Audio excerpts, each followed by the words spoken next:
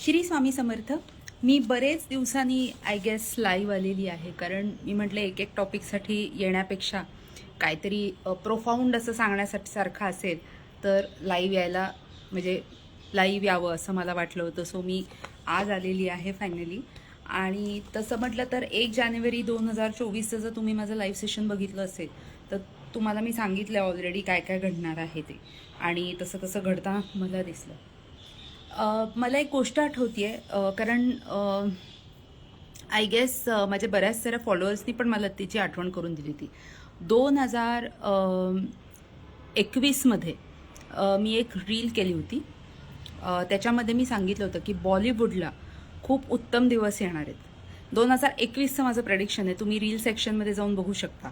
आणि काय काय त्याच्यात नवनवीन प्रयोग होतील. आता काश्मीर फाईल्स असू देत किंवा केरला स्टोरीज असू देत, किंवा बरेच सारे आताचा जो छावा तर म्हणजे जोरदारच चाललेला आहे, राईट. सो असे बॉलिवूडमध्ये खूप म्हणजे जे का काही विशिष्ट लोकांचा जो डॉमिनन्स असतो तो राहणार नाही, असं हे मी तुम्हाला सांगितलं होतं. आणि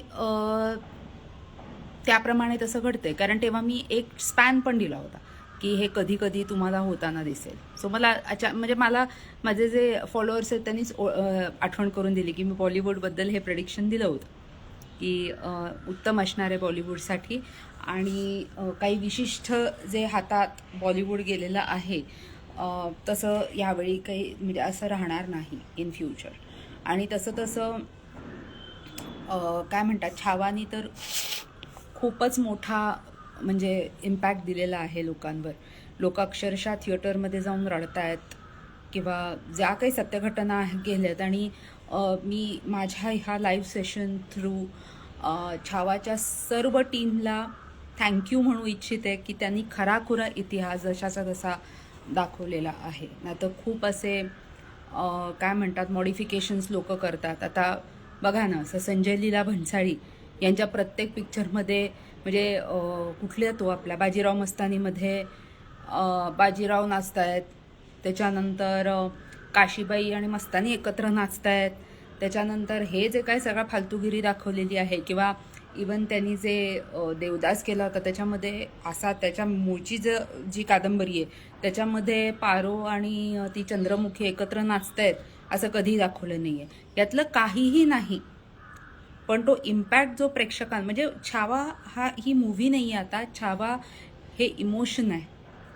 आणि खरंच म्हणजे हॅट्स ऑफ. आणि सगळ्यात महत्त्वाचं म्हणजे आत्ता लोक येऊन अक्षय खन्ना यांचं कौतुक करतात. अक्षय खन्ना हे वन ऑफ द माझे फेवरेट अभिनेते आहेत. मी या अगोदर बोलले का नाही बोलले माहिती नाही, पण माझ्या जवळच्या लोकांना माहिती आहे की अक्षय खन्ना हे माझे ऑल टाईम फेवरेट व्यक्ती आहे. कारण त्यांचा जो ॲटिट्यूड आहे apart from as an actor, त्यांचं जे ॲटिट्यूड आहे, the way he carries himself, मला ते खूप आवडतं. किंवा हे जे ह्याच्या काय म्हणतात ओळी आहेत, रंगुनी रंगात माझ्या रंग माझा वेगळा, गुंतुनी गुंत्यात साऱ्या पाय माझा मोकळा, ह्या ओळी ते अक्षरशः जगतात. स्वतःचं काम 100 काय तर 200% करतात. आणि त्याच्यानंतर कुठल्याही पद्धतीचे त्यांचे ते एअरपोर्ट लुक नसतात, काही नाही. ते बरं त्यांचं काम बरं ते. आणि अतिशय सिम्पल माणूस.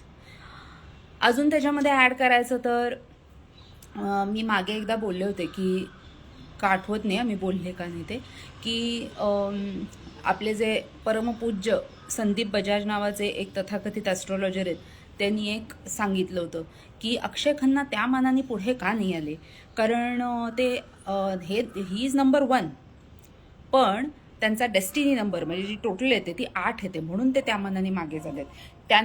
तर या छावा थ्रू सुद्धा अक्षय खन्ना सरांनी संदीप बजाज यांना सणसणीत चपराक लावलेली आहे.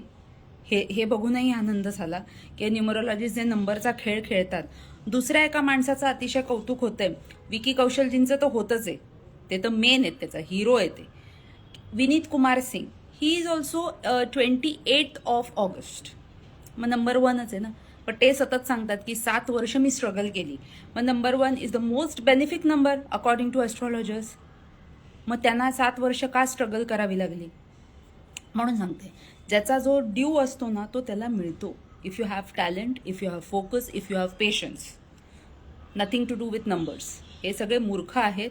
आणि पुन्हा एकदा जसं मी वारंवार माझ्या लाईव्ह सेशन थ्रू सांगते की न्यूमरोलॉजिस्टच्या, फेक न्यूमरोलॉजिस्टच्या नादी लागू नका, नाहीतर तुम्हाला स्वतः काही काळाने तुम्ही गुड फॉर नथिंग वाटाल. आमच्यात काहीच नाही आहे असं तुम्हाला वाटायला लागेल. सो हे सोडून द्या. Akshaye Khanna he is also number 1 आणि Vineet Kumar Singh he is also number 1. Vicky Kaushal he is number 7. आता कसं आहे ते कतरिना कैफ यांच्याहून म्हणजे कारकिर्दीने ज्युनियर आहेत, पण जेवढा मॅसिव्ह सक्सेस कतरिना कैफ यांना मिळाला त्यांना अजून मिळालेला नाही. म्हणून त्याही नंबर 7 आहेत. कतरिना कैफ ही इज ऑल्सो नंबर 7. म्हणून म्हटलं हे नंबर्सवर काही नसतं, ही लोक मूर्ख आहेत.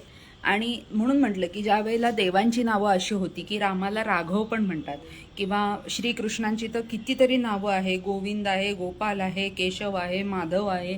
मग त्यांनी काय नेम करेक्शन केलं होतं का? असं नसतं ना. नुसते नावाचे अल्फाबेट्स ॲड सबट्रॅक्ट करून माणसाची जर नशीबं बदलत असती तर मग काय, मग सगळ्यातच सोपं गेलं असतं. काहीच हरकत नाही आहे. म्हणून म्हटलं की यामार्फत तुम्हाला मी न्यूमरोलॉजी पण समजवली. रश्मिका मंदाना शी इज नंबर 6. मग त्यांचं एवढं कौतुक का होत नाही आहे? 6 is the most benefic number. 1 आणि 6 मध्ये तर अगदी टसल असते, हा चांगला का तो चांगला. मग त्यांचं एवढं कौतुक का होत नाही आहे जेवढं बाकी कलाकारांचं होतं आहे? म्हणून म्हटलं नुसती खुसपटं काढायची. ह्या नंबर 1 आहे, पण त्या मानाने मागे काय, कारण डेस्टिनी नंबर 4 आहे. मग तसं म्हटलं तर किंवा 8 आहे. आता तसं म्हटलं तर लताजींचा पण डेस्टिनी नंबर 7 होता, किंवा माधुरी दीक्षित यांचं पण नेम टोटल 2 वरच येतं. मग हे काय आहे सगळं? म्हटलं हे यांच्याकडे लक्ष देऊ नका. आता 28 मार्चचे माझेच एक ओळखीचे आहेत, ते सामान्य लाईफ जगतात. मग 28 मार्चचे, मग 28 मार्चचे अक्षय खन्ना इतके कसे काय नावावर रूपाला आले अचानक? म्हणून सांगते, अक्षय खन्ना यांनी वाट बघितली. त्यांनी स्वतःचं जे काही लेवल आहे ती डाऊन नाही केली. ते नेपोकिड नाही झाले किंवा आहे ती भूमिका करा, काय करायचं ते, क्वालिटी नसली तरी 72. ह्या त्यांच्या क्वालिटीचं कुठे ना कुठं तरी त्यांना मिळणारच, आणि मिळालं. And I am very happy for him की त्यांनी इतके काळाने कमबॅक केला, आणि तो पण औरंगजेब सारख्या म्हणजे भूमिकेमध्ये. आणि एका मला वाटतं यूट्यूब शॉर्टमध्ये किंवा आता मला आठवत नाही, एक माणसाने लिहिलं की औरंगजेब सुद्धा औरंगजेबासारखा दिसला नसेल, इतके अक्षय खन्ना परफेक्टली सिंक झालेले आहेत त्या लुकमध्ये. सो अर्थात मेकअप म्हणजे तर कमाल आहेच आहे, त्याबद्दल वाद नाही. सो म्हणून म्हटलं की छावाच्या संपूर्ण टीमला मी स्वतः थँक्यू म्हणते की तुम्ही खराखुरा इतिहास दाखवलात. संजय लीला म्हणजे काय म्हणतात, भन्साळींसारखं नाही. बाजीराव नाचतायत, मस्तानी नाचतेय, काशीबाई नाचतायत, त्याच्यानंतर चंद्रमुखी नाचतेय, नुसती नाच असं. म्हणून म्हटलं की रिअलिस्टिक दाखवल्याबद्दल खूप त्या टीमचे आभार. आणि त्यांनी आता पुढे ॲस्ट्रॉलॉजिकली काय घडेल, तुम्हाला आठवत आहे मी एक स्टेटस ठेवलं होतं की आपल्या भारतामध्ये जुलैच्या आसपास दंगे होऊ शकतात. त्याची सुरुवात बघा, आता तुम्ही न्यूजमध्ये बघताय की जिथे जिथे हे असे नावं आहेत, म्हणजे आक्षेपार्ह नावं, राईट, तिथे ते नावं चेंज करण्याच्या ह्याच्यात आहेत. किंवा ज्या म्हणजे औरंगजेबाने एवढे हाल केले आपल्या राजांचे, छत्रपती संभाजी राजांचे, तर त्यांची कबर म्हणजे महाराष्ट्राच्या म्हणजे छत्रपती संभाजीनगरमधनं काढून टाकायची, त्याच्या हालचाली चालू आहेत. कारण कसं असतं, इवन मी माझ्या आईला नेहमी सांगते की जेव्हा आम्ही सांगतो की बाबा एखाद्या व्यक्तीच्या लाईफमध्ये डिवोर्स आहे, तर ते डिवोर्स होण्यासाठी लग्न होणं गरजेचं आहे ना. म्हणजे काहीतरी बिघडायला काही घडणं गरजेचं असतं. एखादी घटना अशी घडायला लागते की जो ट्रिगर पॉईंट ठरेल, राईट, हा तो ट्रिगर पॉईंट. म्हणून मी टायटल पण आज काय दिलंय बघा, मिसलेनियस. म्हणून मी बरेच सारे म्हणजे गोष्टी मध्ये मध्ये आणलेल्या आहेत. आता मेन विषय बघा, मी आजच एक रील केलेली आहे की रिसेशन होणार आहे 3 देशांमध्ये मेजर, USA, कॅनडा आणि ऑस्ट्रेलिया. हे मी तुम्हाला सांगितलं होतं रील थ्रू. ती रील तुम्ही बघू शकता. आता ह्या 3 मोठ्या देशांमध्ये काय होऊ शकतं, काय होणार आहे, मी होऊ शकतं नाही म्हणत, काय होईल. पहिली गोष्ट म्हणजे मी जसं म्हटलं की ऑकल्ट सायन्सचे बरेच सारे प्रकार असतात. पामेस्ट्री असते, वेदिक एस्ट्रॉलॉजी असते, न्यूमरोलॉजी असते, नाडी एस्ट्रॉलॉजी असते, केपी सिस्टीम असते, मग खूप असतं. जसा इशू त्या पद्धतीनं उत्तर देता आलं पाहिजे. जसं मी नेहमी म्हणते की एखाद्या व्यक्तीने आम्हाला विचारलं की व्यवसाय कशाने करायचा, आता व्यवसाय कशात करायचा हे आपण न्यूमरोलॉजीने नाही सांगू शकत. न्यूमरोलॉजीने सांगता येईल पण परफेक्ट नाही सांगता येणार. 9 ग्रह ह्या 9 मेंटॅलिटीज आहेत आणि त्या 9 मेंटॅलिटीजमध्ये अनेक साऱ्या सब मेंटॅलिटीज पण असतात. म्हणूनच एका राशीची एक व्यक्ती दुसऱ्या त्याच राशीच्या व्यक्तीसारखी नसते, राईट? बरोबर. म्हणून सांगते की 9 planets are 9 mentalities in short.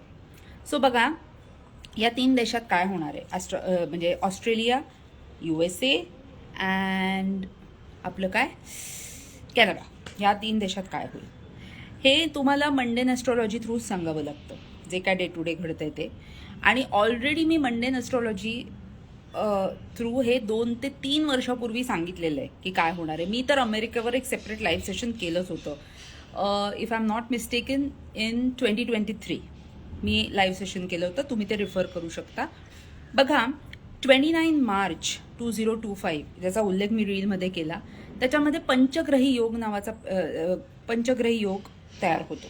पंचग्रही योग म्हणजे 5 ग्रहांनी एकाच राशीमध्ये राहणं, दॅट इज पंचग्रही योग. आणि त्याच दिवशी नेमकं रात्रीच्या साधारण म्हणजे वेळी षष्ठग्रही योग पण होतोय.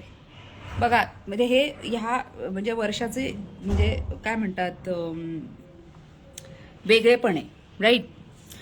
आता बघा, काय म्हणतात, षष्ठग्रही योग त्याच दिवशी आहे आणि तो उशिरा म्हणजे मध्यरात्री पंचग्रही योगचा षष्ठग्रही योग होईल. त्याचं कारण असं आहे की राहू पण जॉईन होईल त्याला. राहू आहे या सगळ्या जे 6 ग्रह आहेत, 5 ग्रह आहेत, त्याच्यामध्ये राहू पण इन्क्लूड असणार आहे. राहू हा सध्या मीन राशीत आहे, म्हणजे वॉटर साईनमध्ये आहे, पायसीसमध्ये आहे. आणि पायसीस तुम्हाला माहिती आहे की ही 12वी राशी आहे. आणि राहू बरोबर सूर्य, चंद्र, बुध, शुक्र, म्हणजे बुध नीच असतं, शुक्र उच्च असतं, चंद्र आणि सूर्य म्हणजे आहेत त्या राशीमध्ये. राहू हा ज्या राशीत बसतो किंवा ज्या ठिकाणी बसतो तिथे तो एक्सपॅन्शन करतो. आता good or bad depends on your birth chart. ते चांगलं का वाईट असतं हे काय म्हणतात ते तुमच्यावर अवलंबून आहे. पण तो एक्सपॅन्शन देतो एवढं नको. ज्यांच्या लग्न राशीचे राहू मित्र असतील, बघा आता हे जे ट्रान्झिट आहे, आता हे जसं देशांवर परिणाम करतंय तसं इंडिव्हिज्युअलवर पण परिणाम करतात. हा राहू तुमच्या लग्न राशीचं जर मित्र असेल तर हा कालावधी तुम्हाला चांगला जाईल.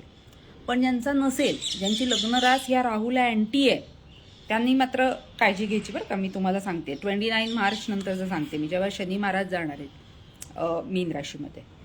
आता 29 मार्चला सॅटर्न म्हणजे शनी महाराज पण पायसीसमध्ये जातील. आणि मी म्हटलं तसं की राहू हा गुडनेस ना तर बॅडनेस दोन्हीपैकी काहीतरी एक एक्सपांड करतोच. त्याचं छोटंसं सूत्र मी सांगितलं. तुमची लग्न राशी चेक करा. तुमची लग्न राशी या राहूची जर मित्र असेल तो म्हणजे राशी तर काहीच प्रॉब्लेम नाही, पण जर शत्रू असेल तर नक्की काळजी घ्या. आता USA ची कुंडली बघा. USA ची कुंडली मी ऑलरेडी आधी हे केलेली आहे. 8th हाऊस मध्ये ही सगळी युती होणार आहे. हा जो पंचग्रही षष्ठग्रही योग आहे हा 8th हाऊसमध्ये होणार आहे. So what is 8th house all about? It's about म्हणजे हिडन लॉसेस, हिडन असेट्स, तुमचे गुप्त शत्रू, जे काही गुप्त आहे, जे म्हणजे काय म्हणतात लगेच डोळ्याला दिसत नाही, हे सगळं 8th हाऊसमध्ये येतं. आणि कारण 8th हाऊस हे सगळे कॅरेक्टरिस्टिक्स का असतात? आपली 8व्या क्रमांकावर राशी कुठली येते बघा, वृश्चिक राशी. सो म्हणून मी नेहमी सांगते की Scorpions and secrecy go hand in hand, right? So पंचमेश 10th लॉर्ड जो आहे हा 8th हाऊसमध्ये ट्रान्झिट करणार आहे. मी USA ची कुंडली सांगते.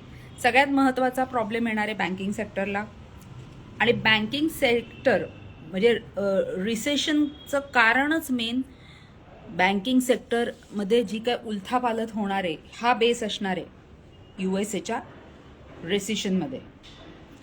व्हीनस 8th हाऊसमध्ये. आता हे खूप सारे तुम्ही यूट्यूबवर वगैरे बघितलं असेल की Venus in 8th house is very good वगैरे वगैरे. पण स्टॉक मार्केटसाठी व्हीनस 8th हाऊसमधला इतका चांगला नाही मानला जात. आणि एक लक्षात ठेवा, हां अजून एक मी सांगते की बघा, degrees are very important in your birth chart. आता बऱ्याच लोक म्हणतात की आमच्या पत्रिकेमध्ये व्हीनस हा उच्चस्थ आहे, एक्झॉल्टेड आहे, असं बरेच लोक म्हणतात, म्हणजे मीनच आहे. कधी एक्झॉल्टेड होतो? 27 डिग्री अँड अबाव जर तो असेल तरच तुम्हाला उच्चस्थ शुक्राचे चांगले परिणाम मिळतात. जेव्हा रेवती नक्षत्राचं 4थं चरण चालू होतं त्यावेळेलाच व्हीनस, एक लक्षात, प्रत्येक ग्रहाचं, आता जसं बुध कन्येमध्ये उच्चस्थ होतो, पण ती उच्चस्थ त्याची फळं कधी मिळतात? जेव्हा तो बुध 12 to 18 डिग्रीजचा असतो. तसंच शुक्र जर मीनेचे उच्चस्थ तुम्हाला उत्तम फळं हवी असतील तर कंपल्सरी तो 27 अँड अबाव डिग्रीचा असतो. त्याच्या आधीच्या डिग्रीचा असेल तर असं नाही की तुम्हाला बेनिफिट मिळणार नाही, पण त्या मानाने नाही मिळणार, राईट. म्हणून लक्षात घ्या की डिग्रीज आर व्हेरी इम्पॉर्टंट. नुसता एक ग्रह दिसला छान आहे मस्त असं नाहीये, तो कुठल्या, आणि प्रत्येक ग्रहाच्या एक्झॉल्टेशनची डिग्री वेगवेगळी आहे. आता इथे USA पत्रिकेमध्ये व्हीनस हा 8th हाऊसमध्ये आहे. स्टॉक मार्केट रिलेटेड काही ना काहीतरी होणार आहे. गोल्डचे रेट्स वर खाली होतील. सिल्वरचं जे आहे म्हणजे आपले चांदीचे सुद्धा हाय प्राइस होणार आहे. आणि बँकिंग सेक्टरचा डाऊनफॉल तुम्हाला होताना दिसेल. 29 मार्चच्या नंतरच्या सगळ्या घटना मी तुम्हाला सांगते. हाऊसिंग सोसायटीचे म्हणजे जे रेट्स आहेत ते घसरतील. त्याच्यानंतर जे काय म्हणतात ऑटोमोबाईल इंडस्ट्रीमध्ये पण मोठा डाऊनफॉल जाणवतो. आणि बँकिंग सेक्टर्सचा ज्या वेळेला डाऊनफॉल झालेला आहे, बट ऑब्वियस आहे की बाकी सेक्टर्सवर त्याचा परिणाम किंवा दुष्परिणाम मी म्हणेन तो होतोच. सॉफ्टवेअर कंपनीज ह्याच्यामध्ये, कारण हे सगळ्या इंडस्ट्रीज ह्या इंटरकनेक्टेड आहेत. सॉफ्टवेअर इंडस्ट्रीमध्ये, सॉफ्टवेअर कंपनीजमध्ये सुद्धा तुम्हाला एक स्लॅक हा जाणवणार आहे. मी अमेरिकेबद्दलच बोलते अजून, राईट. आता बघा, हे असेच सेम कॉम्बिनेशन्स कॅनडामध्ये पण सेम, म्हणजे अगदी कॉपी पेस्ट म्हणालात तरी हरकत नाही कॅनडामध्ये. त्याचं कारण असं आहे की शनीचं लग्न आहे. कारण मी तुम्हाला म्हटलं की आपली याची कुंडली सुद्धा कुंभ लग्नाची येते. आता मीन लग्नाची पत्रिका आहे कुठली याची, आपली कॅनडाची मीन लग्नाची पत्रिका येते. आणि शनी मीन लग्नासाठी चांगला ग्रह नाही मानला जात. तर लोक काय म्हणतात काय माहिती की मीन लग्न आहे, गुरुचं आहे, गुरु शनी have a neutral relationship because one is जज and the other one is teacher, right. त्यामुळे त्यांचं एक न्यूट्रल रिलेशन असू शकतं. पण मीन लग्नाच्या पत्रिकेमध्ये शनी हा चांगली नाही फळं देत मीन लग्नाच्या ह्याच्यात. लोक का म्हणतात माहित नाही. आणि नेहमी लक्षात ठेवा, एक अतिचारी स्थिती असते कुठल्याही ग्रहाची, म्हणजे जो नॉर्मल पेसपेक्षा फास्ट म्हणजे ट्रान्झिट करतो किंवा फास्ट, आपण कसं लिटरल सेन्समध्ये म्हणू की त्याचं स्पीड जरा फास्ट होतो ट्रान्झिट होताना, दॅट इज अतिचारी अवस्था, अतिचारी स्थिती. आणि कॅनडाच्या पत्रिकेमध्ये गुरु हा अतिचारी स्थितीमध्ये असणार आहे. मीन लग्नाचीच पत्रिका आहे, म्हणजे गुरु लग्न आहे. त्यामुळे 29 मार्च 2025 पासून हे सगळं तुम्हाला बघायला मिळेल.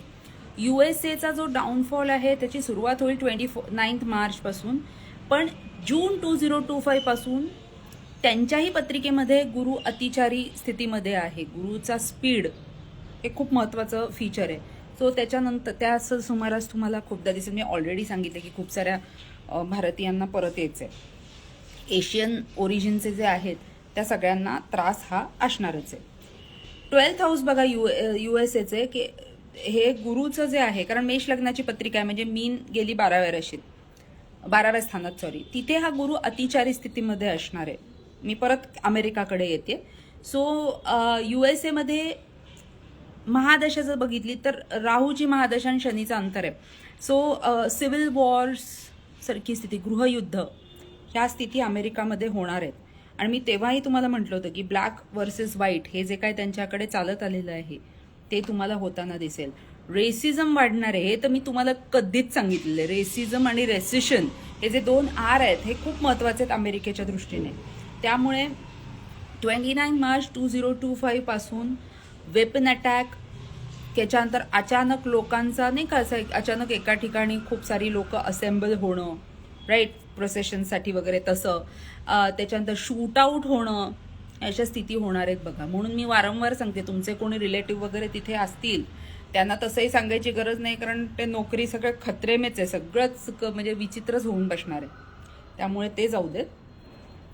आणि ऑस्ट्रेलिया, हां, आणि एक सांगायचं की कॅनडाला नोव्हेंबर 2025 पासून जरा बरी परिस्थिती कॅनडामध्ये, पण परत उलटसुलटच होणार आहे, हे मी ऑलरेडी तुम्हाला सांगते.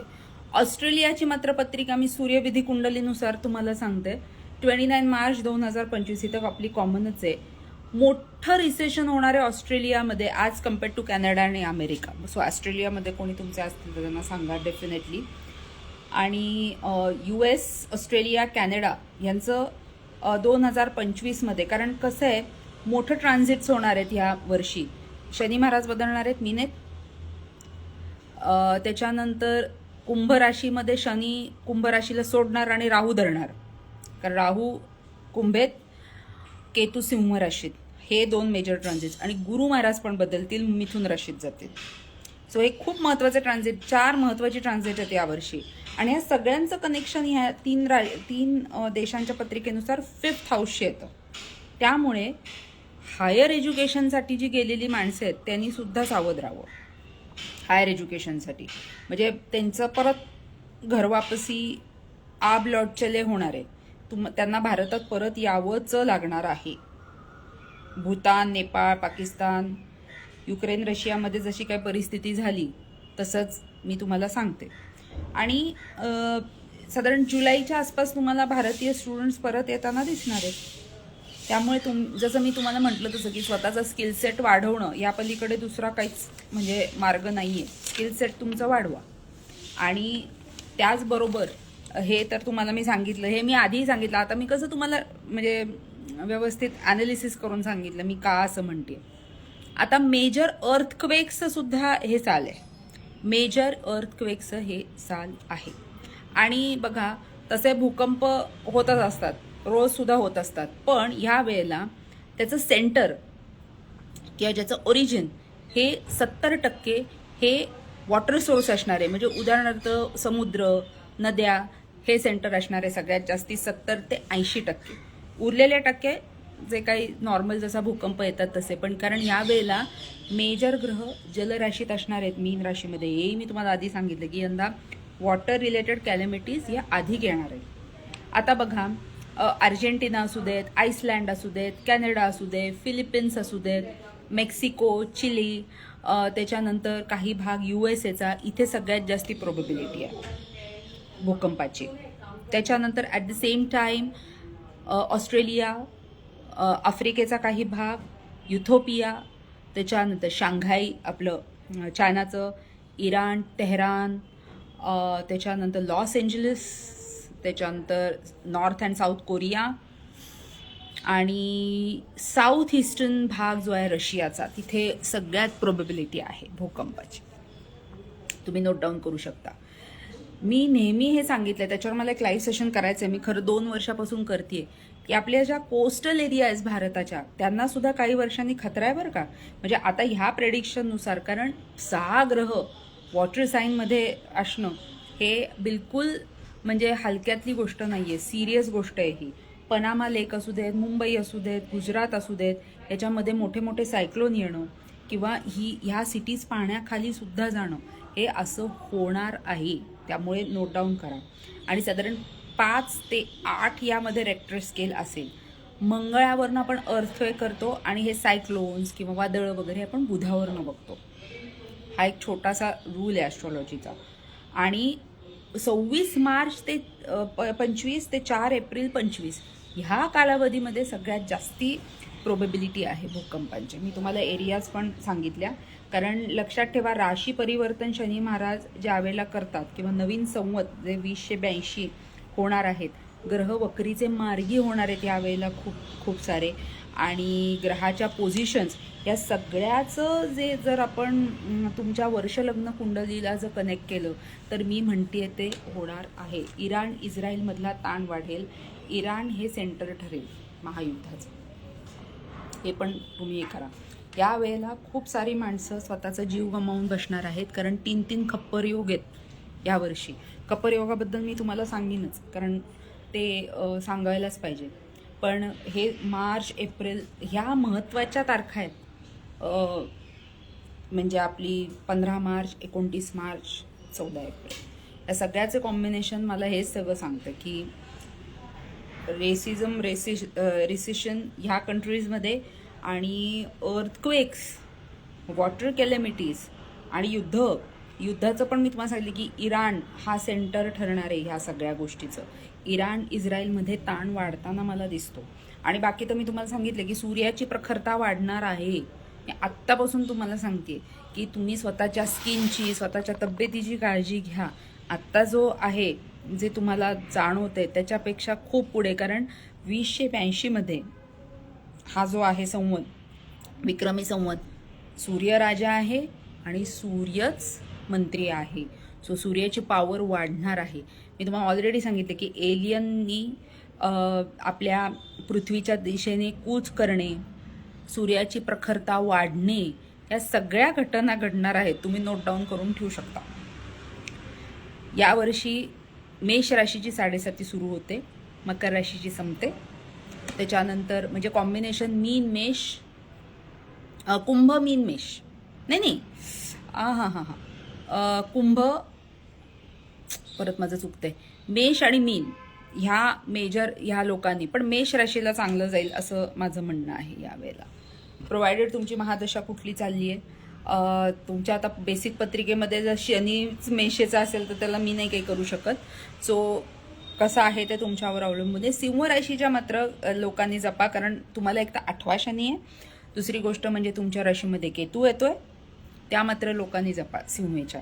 आणि आणि यावर्षी तुमचा स्वामी म्हणजे सूर्य हा राजा आणि मंत्री दोन्ही असल्या कारणाने रिलेशनशिप सेक्टर ताऊंचा राखून घ्या. तुमचे अँगर इश्यूज, तुमचे इगो इश्यूज, तुमची लिडरशिप क्वालिटी, तुमचं कॉन्फिडन्स हा ओव्हर कॉन्फिडन्स होत नाही आहे ना. कारण सिंहेसाठी मी एक खूप छोटं सूत्र सांगत असते की कुठल्याही शब्दाच्या मागे ओव्हर लागलं, म्हणजे आता कॉन्फिडन्सच्या मागे ओव्हर मागे लागलं, प्रिफिक्स केलं, ओव्हर कॉन्फिडन्स होतो, इज इक्वल टू त्याचा रिझल्ट पण ओव्हरच होतं, संपतं सगळं. आणि सिंह राशी ही इगो इश्यूज, अँगर इश्यूज, डॉमिनन्स, सतत आम्ही कसा शहाणा, आउटशाईन होणे, शेवटी राजाची राशी आहे ना. आणि पण तुम्हाला 8वा शनी आहे, सो काळजी घ्या. तुमच्या राशीत केतू पण येणार आहे, म्हणजे तुमची चंद्र राशी जर सिंह असेल तर चंद्रकेतू एकत्र येणार आहेत. सो या सगळ्या गोष्टीचा विचार करून या अनावश्यक गोष्टी कमी करायचा प्रयत्न करा. भावभावनांना एक साईज अँड शेप असायला हवा. कुठल्याही भावनांचा अतिरेक हा योग्य नाही.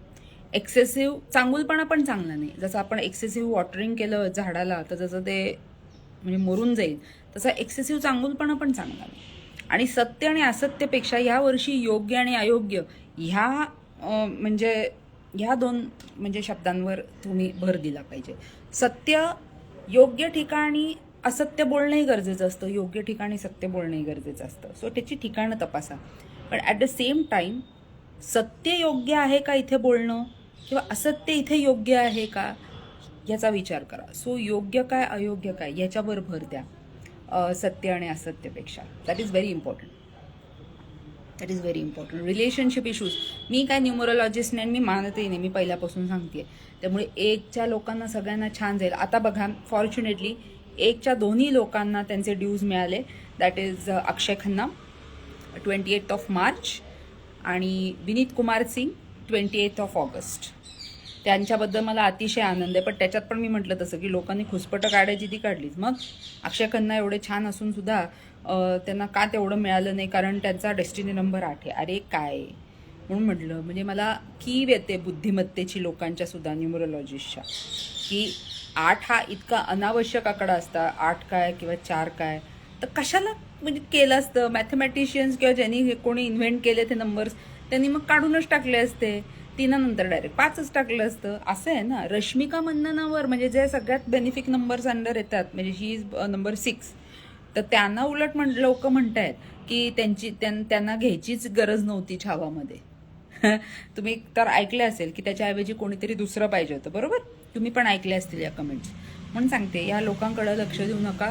तुम्हाला शांत लाईफ जगायचं असेल तर don't under estimate your self. असंही नाही की स्वतःचं शहाणं समजा. Validation is also necessary. चांगल्या लोकांना विचारा तुम्ही की बाबा हे जे काय मी करते किंवा करतोय हे योग्य आहे का. That is also important. पण म्हणून तुमच्या USA, कॅनडा, ऑस्ट्रेलिया यामध्ये जे तुमचे नातेवाईक असतील, तुमच्यापैकी कोणी स्टुडंट्स असतील, प्लॅनिंग करत असाल, नका करू. परत यायलाच लागणार आहे तुम्हाला. आता भले जे सेटल लोक आहेत त्यांनाच परत यायला लागणार आहे. तर स्टुडंटचं काय घ्या. मला लोक विचारतात मेसेज करून की असा माझी मुलगी प्लॅन करते, मुलगा प्लॅन करतोय. नका करू. काही होणार नाहीये, काही घडणार नाहीये. आणि उलट ज्यावेळेला शनी महाराज मेषेत जातील, 2027ची वगैरे गोष्ट करते मी, तेव्हा तर मोठं तिसरं महायुद्ध पण आहे. मी मागे पण तुम्हाला सांगितलं होतं. बाकी दिल्लीच्या ह्याच्यामध्ये आता शपथविधी झाला, रेखा गुप्ताजी झाल्या. शी इज ऑल्सो नंबर 1. त्या पण नंबर 1 आहेत. सो सध्या नंबर 1ची चलती आहे. लोक म्हणतात ते न्यूमरोलॉजिस्ट की नंबर 1 च्या लोकांना नंबर हे चांगले असाल. पण eligibility, that is the main word. तुम्ही लायक असाल तर तुमच्या आयुष्यात काहीतरी घडेल ना. तुम्ही सामान्य म्हणजे काय म्हणतात, सामान्य ॲक्शन्स करून कोणी असामान्य होत नाही. Bold people make history. Ordinary person can't make that. So जे सामान्य आहेत त्यांनी अपेक्षा करू नये की त्यांच्या लाईफमध्ये काहीतरी मॅसिव्ह घडेल. काहीतरी मोठं करायला, मोठं व्हायला काहीतरी मोठ्या गोष्टी करायला लागतात. अँड डोंट जस्ट आता बघा, तुम्ही जर यूट्यूब किंवा फेसबुकवर बघितलं तर आजकाल व्यायामाचे खूप रील्स किंवा यूट्यूब शॉर्ट्स येतात. साधी गोष्ट आहे, नंबर 9चं आलं आहे. And Mars is all about infrastructure. Body building is Mars. So तशा पद्धतीचे पॉडकास्ट किंवा तशा पद्धतीचं येतं आहे रिलेटेड टू हेल्थ. बरोबर. पण म्हणून म्हटलं की be discipline. There is a huge difference between being discipline and being punctual. म्हणून सांगते. आणि पुन्हा एकदा सांगते, हे जे काही उपाय आहेत, म्हणजे ह्याला भाकरी घाला गाईला, याला अमुक करा, ह्यांनी काहीही होत नाही. किंवा हे जे मी तुम्हाला त्या दिवशी म्हटलं की एक जण सांगतात की बॅम्बू बॅम्बू बॅम्बू म्हणा, कॉन्बलेक्सा म्हणा, अमुक म्हणा, तमुक म्हणा. असं जर म्हणजे जी काही मोठी लोकं झालेली आहेत, म्हणजे धनाढ्य लोक, ते जर असं म्हणत बसले असते तर काम कधी करायचं. कामच केलं नाही तर काहीच घडणार नाही. म्हणून म्हटलं कुठेतरी पोचायला कुठून तरी उठावं लागतं. सो तुम्हाला जर आयुष्यात काहीतरी मोठं करायचं असेल तर तुम्ही काहीतरी एक्स्ट्राऑर्डिनरी केलं. आपण म्हणतो ना, कुठे नमस्कार होतो जिथे चमत्कार होतो. म्हणून सांगते, रिलेशनशिप सेक्टर जपा तुमचं.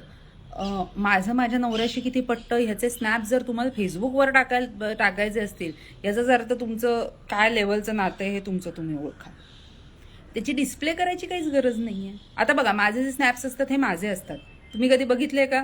मला म्हणजे असे खूप फॅमिली मेंबर्स बरोबर मी आहे, किंवा जर मी रिलेशनशिपमध्ये असेल तर कोणाबरोबर तरी आहे, काही गरजच नाही आहे टाकायची. If you are sure about your self, there is no need to display. काही गरजच नाही आहे. आणि आता मात्र मी मागे पण बरेचदा सांगितलं की हे जिथे शनी आहे तिथे एव्हिल आहे, तिथे स्लोनेस आहे. सो तुम्ही हे जे फोटो टाकता, आजकाल तर इतकं मला हसायला येतं ना. ते आजकाल एक स्टाईल आहे बघा की नवरा बायकोकडे असं काहीतरी तिरकं बघतो का बायको नवऱ्याकडे बघते. ते काय मंडईचा गणपती आहे का? शारदानी गणपतीकडे असं बघायला किती ते विनोदी दिसतं. खूप चाइल्डिश दिसतं ते. तुमची रिलेशनशिप तुमच्यापुरती ठेवा. त्यांना कसं चांगलं बनवता येईल ह्याच्यावर काम करा. Instead of displaying them and giving wrong message to people. तुम्ही सुखी असाल तर ते तुमच्यापुरतंच ठेवा. कारण प्रत्येक व्यक्ती तुमचा हितचिंतक नाही आहे, हे ध्यानात ठेवा. म्हणून सोशल नेटवर्किंग साईट्सवर मिनिमम पोस्ट करा तुमच्या रिलेशनशिपची. 2 इयर्स ऑफ टुगेदरनेसचा काहीही उपयोग होत नाही, किंवा 10 इयर्स ऑफ मॅरेजचा. तुम्हाला ज्या अर्थी ते टाकावं लागतंय ह्याच्यातच त्या रिलेशनशिपची लेव्हल कळते. राईट. तर तुम्ही एकत्र ग्रो व्हा, एकत्र स्वप्न जगा, एकत्र एखादं एम्पायर बिल्ड करा, जसं गौरी खान आणि शाहरुख खान यांनी केलं. हे पाहिजेत. आणि मी एक्स्पेशली ह्या रिलेशनबद्दल का बोलते, लव्ह रिलेशनशिप और हजबंड वाईफबद्दल, कारण तेच जास्त डिस्प्ले करायचं लोकांची टेंडन्सी मी बघितली. कोणीतरी मला एक लीगल स्टॅम्प दिला म्हणजे तुम्ही मोठे नाही होत. उलट तुम्हाला रेकग्नाइज करायला कोणीतरी दुसरा लागतो, ही माझ्यामध्ये शर्मेची गोष्ट आहे. तुम्ही स्वतःमध्ये तेवढा ऑरा पाहिजे, स्वतःमध्ये तेवढं एक कॅपॅसिटी पाहिजे टू आउटशाईन. असं काहीतरी या लाईफमध्ये करा की जेणं कारणे तुमच्या आसपासच्या लोकांना तुमचं हेल्प होईल. तुमचे म्हणजे असं काहीतरी कॉन्ट्रीब्यूट करा. सी, मी मॅरेजच्या विरोधातली व्यक्ती नाही आहे, पण मॅरेज हे इतकं पण इम्पॉर्टंट नाही आहे. जर ते इम्पॉर्टंट असतं, जसं मी नेहमी म्हणते, त्याच्या रिलेटेड काहीतरी अवॉर्ड असतं की यू हॅव, म्हणजे तुमचे 25 वर्ष झाली आहेत, घ्या हे अवॉर्ड. असं नाही आहे. ह्या जगामध्ये फायनान्शियल इंडिपेंडंट असणं आणि स्वतः काहीतरी करणं इज मोस्ट इम्पॉर्टंट. सो आपण म्हणतो ना की wait for a right person, don't just be in haste in going in to a relationship. असं आहे. त्यामुळे रॉंग रिलेशनशिप पूर्ण तुमचं लाईफ उद्ध्वस्त करू शकतं. So just wait for your man, just wait for your life partner. So हे खूप महत्त्वाचं आहे आणि मी हे वारंवार सांगते. जनरल तर मी सांगतच असते, पण त्याहीपेक्षा हे नवाचं साल आहे, हे मार्सचं साल आहे, हे सूर्याचं पण साल आहे. सो सूर्य आणि मंगळ हे अग्नितत्वाचे ग्रह आहेत. अँगर इश्यूज, इगो क्लॅशेस हे देणारं हे साल आहे. सो जरा जपून हे डिस्प्लेज अननेसेसरी थांबवा. No one is interested in your personal life आणि तुमच्या वाटचं ते कोणी जगणार पण नाही आहे आणि तुमच्या वाटचं ते कोणी सोसणार पण नाही आहे. सो जे सिंगल फ्रेंड्स आहेत माझे, त्यांना पण मी हेच सांगेन, रिलेशनशिपमध्ये येताना जरा समोरच्या माणसाची बौद्धिक क्षमता बघा, कारण बुद्धीच शेवटपर्यंत साथ देते, बाकी काही देत नाही. म्हणजे तुम्ही म्हणजे मुली तर आजकाल व्यक्ती किती वेल ऑफ आहे, अमुक आहे बघते. का बघायला लागतं तुम्हाला? तुमचा स्वतःवर विश्वास नाही? आयतं कशाला हवं आहे तुम्हाला? उलट तुम्ही काहीतरी असं करा की त्या व्यक्तीने सांगितलं पाहिजे शी इज माय लाईफ पार्टनर, असं असायला पाहिजे खरं तर, राईट. सो पण रिलेशनशिपमध्ये येताना रिलेशनशिप सेक्टर जपा. इन शॉर्ट, हे ओव्हर पोस्टिंग आणि ह्याला मला इतके वर्ष झाली आणि त्याला इतकं, पीपल आर नॉट इंटरेस्टेड. याच्यावर फिल्म पण नाही बनणार आहे. तुमच्या लग्नाला किती वर्ष झाली याच्यावर no one is going to take any cognizance of these facts. These are unnecessary facts. Necessary हेच आहे, स्वतःला ओळखा, स्वतःतल्या कर्तृत्वाला ओळखा, ते ग्रो करायचा प्रयत्न करा. Be with people who are really genuinely happy for you. Just don't display things which don't exist at all, in short. So बघा, तुम्हाला हे माझं लाईव्ह सेशन बरेच दिवसानंतर जे मी केलं ते आवडलं का? आणि मला डेफिनेटली कमेंट करून सांगा, कारण मी मिसलेनियसच म्हणजे मी वर डिस्प्ले केलंच आहे की मी मिसलेनियस बोलणार आहे आणि त्याचप्रमाणे मी बोलले. कमेंट करून मला डेफिनेटली सांगा तुमचे, मी ह्या 3 देशातले जी लोकं सांगितली आहेत ते तुमच्या कोणी ओळखीचे असतील तर त्यांना सांगा की बॅग्स घ्या विकत, कारण परत यायचं आहे देशामध्ये. आणि तुम्ही पण म्हणजे जर कुठे शिक्षणासाठी वगैरे जर विचार करत असाल तर एखाद्या चांगल्या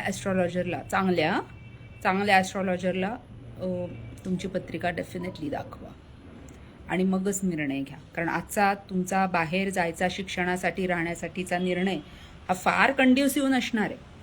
भले 12th house is of foreign settlement, but that doesn't mean की 12th हाऊस, तुमचं 12th हाऊस त्या देशाच्या 12th हाऊसशी मॅच करा